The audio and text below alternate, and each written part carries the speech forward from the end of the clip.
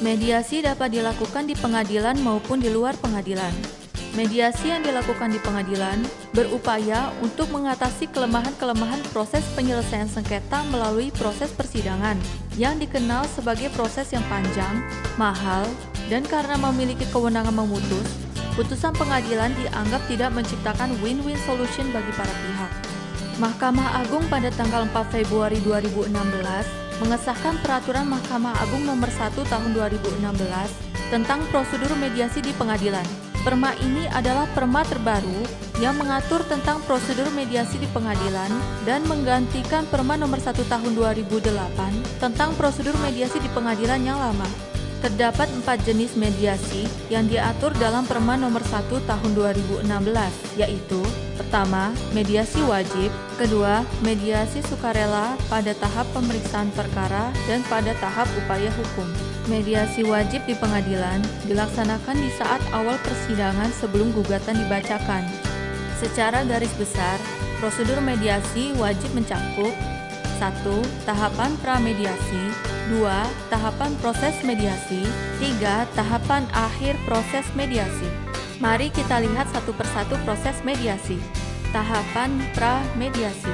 Penggugat untuk menyelesaikan sengketanya mendaftarkan gugatan ke pengadilan yang sesuai dengan kompetensi relatif dan kompetensi absolut pengadilan tersebut. Setelah gugatan terdaftar, pengadilan akan menentukan hari sidang pertama dan penggugat dan tergugat akan menerima surat panggilan sidang dari pengadilan. Berdasarkan pasal 17 Perma 1 Tahun 2016, pada hari sidang yang telah ditentukan dan dihadiri oleh para pihak, hakim yang memeriksa perkara mewajibkan para pihak untuk menempuh mediasi. Hakim tersebut juga akan memberikan penjelasan tentang mediasi. Setelahnya, para pihak wajib menandatangani formulir penjelasan mediasi sebagai bukti telah mendapatkan penjelasan yang lengkap tentang proses mediasi. Kemudian, berdasarkan pasal 20 ayat 1, para pihak diberikan waktu 2 hari kerja untuk menunjuk mediator. Mediator yang dipilih harus memiliki sertifikat mediator dan terdaftar di pengadilan setempat. Lalu, berdasarkan pasal 20 ayat 3 Perma 1 Tahun 2016, jika batas waktu 2 hari berakhir dan masih belum berhasil menunjuk mediator, maka majelis akan menunjuk mediator dari pengadilan, yaitu hakim yang tidak mengadili perkara tersebut. Mediator yang ditunjuk kemudian menetapkan hari dan tanggal pertemuan mediasi. Hal ini diatur dalam pasal 21 ayat 1 Perma 1 Tahun 2016. Tahapan proses mediasi. Berdasarkan pasal 24 ayat 1 Perma 1 Tahun 2016, para pihak kemudian menyerahkan resume perkara dalam jangka waktu 5 hari untuk diserahkan ke mediator agar mediator dapat memahami permasalahan dari sudut pandang masing-masing pihak yang bersengketa sehingga membantu mediator dalam proses mediasi. Setelah mediator menetapkan hari mediasi dan menerima resume perkara masing-masing pihak, proses mediasi sudah berjalan. Jangka waktu pelaksanaan mediasi adalah 30 hari sejak penetapan perintah melakukan mediasi. Atas dasar kesepakatan para pihak, jangka waktu mediasi dapat diperpanjang paling lama 30 hari.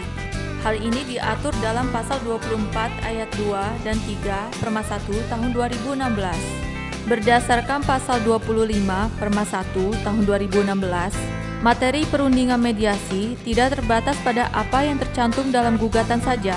Bila kesepakatan tercapai untuk materi yang tidak tercantum dalam gugatan, maka penggugat dapat mengubah gugatan dengan memasukkan kesepakatan tersebut. Tujuan dari hal ini adalah untuk mempermudah para pihak mencapai kesepakatan. Jika dalam proses mediasi dibutuhkan keterangan dari saksi ahli, misalnya untuk penilaian atau penafsiran nilai sebuah aset, berdasarkan pasal 26 Perma 1 Tahun 2016, maka biaya untuk ahli tersebut ditanggung oleh para pihak dan harus disepakati sebelumnya apakah hasil keterangan dari saksi ahli tersebut mengikat atau tidak. Tahapan akhir proses mediasi.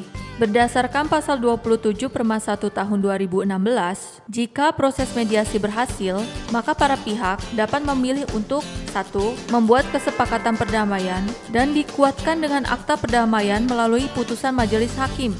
2. Para pihak dapat meminta pencabutan gugatan. 3. Perubahan sebagian gugatan oleh penggugat dan sisa gugatan tetap dilanjutkan dalam proses pengadilan atau yang disebut keberhasilan mediasi sebagian. Kesepakatan sebagian ini diatur dalam pasal 29, 30, 31, dan 32 Perma 1 tahun 2016. Sebaliknya, berdasarkan pasal 32 ayat 1 Perma 1 tahun 2016, jika proses mediasi tidak berhasil, maka mediator akan menyampaikan ke pengadilan berikut dengan alasannya. Beberapa alasan untuk kegagalan proses mediasi antara lain: 1. Waktu mediasi habis, namun kesepakatan perdamaian tidak tercapai. 2. Tidak adanya iktikat baik, yaitu tidak mengajukan atau menanggapi resume perkara dan tidak menandatangani konsep kesepakatan perdamaian yang telah disepakati tanpa alasan yang sah. Dan bila mediasi tidak dapat dilaksanakan, berdasarkan pasal 32 ayat 2 Perma 1 tahun 2016, maka mediator akan menyampaikan secara tertulis kepada hakim dengan alasannya. Beberapa alasan mediasi tidak dapat dilaksanakan adalah: 1. Melibatkan aset, harta kekayaan, atau kepentingan yang berkaitan dengan pihak lain. 2. Melibatkan wewenang kementerian, lembaga, instansi pemerintah, BUMN, atau BUMD, sepanjang tidak ada persetujuan dari lembaga-lembaga tersebut. 3. Tidak beriktikat baik, yaitu tidak hadir dalam pertemuan mediasi tanpa alasan yang sah. Menghadiri pertemuan mediasi yang pertama, namun tidak menghadiri pada pertemuan berikutnya tanpa alasan yang sah. Dan ketidakhadiran berulang-ulang yang mengganggu jadwal pertemuan mediasi tanpa alasan yang sah. Patut diingat bahwa iktikat baik adalah kunci dalam proses mediasi. Terdapat akibat hukum jika para pihak tidak beriktikat baik dalam proses mediasi. Apa akibat hukum bila penggugat tidak beriktikat baik?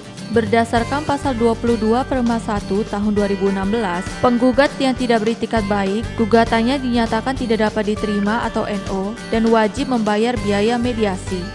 Jika tergugat yang tidak beriktikat baik, maka tergugat wajib membayar biaya mediasi. Hal ini diatur dalam pasal 23 ayat 4. Dan bila kedua pihak baik penggugat dan tergugat dinyatakan tidak beriktikat baik, berdasarkan pasal 23 ayat 8 Perma 1 tahun 2016, maka gugatan dinyatakan tidak dapat diterima tanpa penghukuman membayar biaya mediasi. Lalu, bagaimana dengan prosedur melakukan mediasi sukarela? Seperti yang sudah disebutkan sebelumnya, proses mediasi sukarela terjadi saat perkara sudah masuk dalam tahap pemeriksaan atau saat upaya hukum. Bagaimana melakukan mediasi saat perkara sudah masuk dalam tahap pemeriksaan perkara? Berdasarkan pasal 33 Perma 1 tahun 2016, para pihak dapat mengajukan permohonan mediasi kepada Ketua Majelis Hakim yang memeriksa perkara. Kemudian, Ketua Majelis Hakim segera menunjuk salah satu hakim pemeriksa perkara untuk menjadi mediator. Para pihak kemudian diberikan waktu paling lama 14 hari untuk melakukan mediasi. Lalu bagaimana jika para pihak mencapai kesepakatan, sedangkan perkara sudah masuk dalam tahap upaya hukum?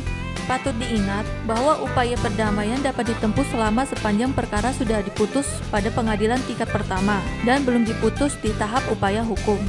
Para pihak yang telah berdamai melalui mediasi mengajukan kesepakatan perdamaian secara tertulis kepada Ketua Pengadilan Negeri atau Ketua Pengadilan Agama untuk diteruskan kepada hakim pemeriksa tingkat banding, kasasi, maupun peninjauan kembali. Namun, jika berkas perkara sudah dikirimkan ke Pengadilan Tinggi atau Mahkamah Agung, kesepakatan perdamaian bisa diajukan bersama-sama berkas perkara. Kesepakatan perdamaian ini wajib memuat ketentuan yang mengesampingkan putusan yang telah ada. Terhadap kesepakatan perdamaian tersebut, hakim pemeriksa perkara akan menguatkan akta perdamaian paling lama 30 hari sejak diterimanya kesepakatan perdamaian.